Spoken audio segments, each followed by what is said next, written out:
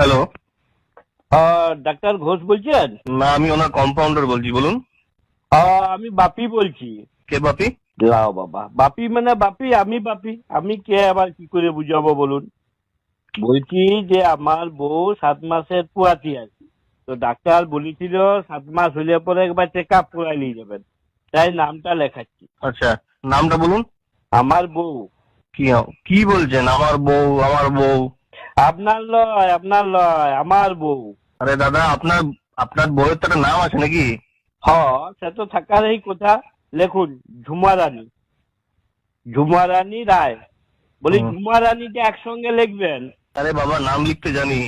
হ্যাঁ, সে তো বুঝলাম, কিন্তু জানেন তো আধার কার্ডে ঝু লিখেছে, তারপরে ফাঁক দিয়ে পরে মা রানী। এই আধার কার্ডে লোককে দেখাইতে পারি, তাই বলে দিলাম আর কি। বয়সটা বলুন, বয়সটা। এই 32 নাহলে 33 হবে তো নাকি? এটা আমি কি করে বলবো? আচ্ছা, আপনি তো আচ্ছা লোক মশাই, আমি কি করে বলবো আপনার বউয়ের বয়স কত? আরে আপনাকে জিজ্ঞাসা করি নাই, আমার বউ পাশে বসে আছে, আমি ওয়াকেই জিজ্ঞাসা করছি।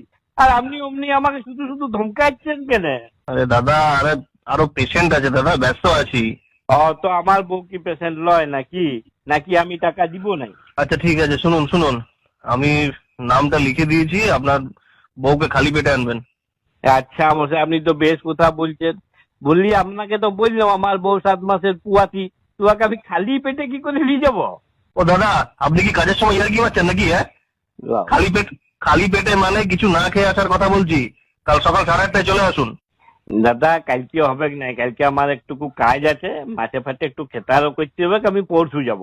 পরশু হবে না, পরশু ডাক্তারবাবু, পরশু থেকে 11 দিন থাকবেন না, বাইরে যাবেন। এটা কিরকম হইলো? ওই আমার বউ এখন পুয়াতি, আর ডাক্তার বাবু এখন বাইরে গেলে কি করে হবে? তাহলে আমার বউকে দেখবে কে? শুনুন শুনুন, পেশেন্টদের যাতে অসুবিধা না হয় সেই জন্য ওই কটা দিন অন্য একজন ডাক্তারবাবু থাকবেন, উনি দেখে দেবেন, কোনো অসুবিধা হবে না, আপনি পরশু আসুন। বলি এটা কি যাত্রা রিহার্সেল হচ্ছে নাকি, যে একজন অ্যাক্টর নাই তো আরেকজনকে দিয়ে পক্সি দিয়াই দিব? উফ, ও। বলি শুনুন, বলি মনে করুন ডেলিভারির দিন যদি আমার বউয়ের কোনো কাজ পড়ে যায়, আর আমি যদি অন্য লোকের বউকে সঙ্গে নিয়ে যাই, তো ডাক্তারবাবু তার ডেলিভারি করাই দিবে? দাদা, আপনি কি গাঁজা খান নাকি? কেন? গাঁজা খেয়ে পরে গেলে কি ডাক্তারবাবু অন্য লোকের বউকে ডেলিভারি করাই দিবে?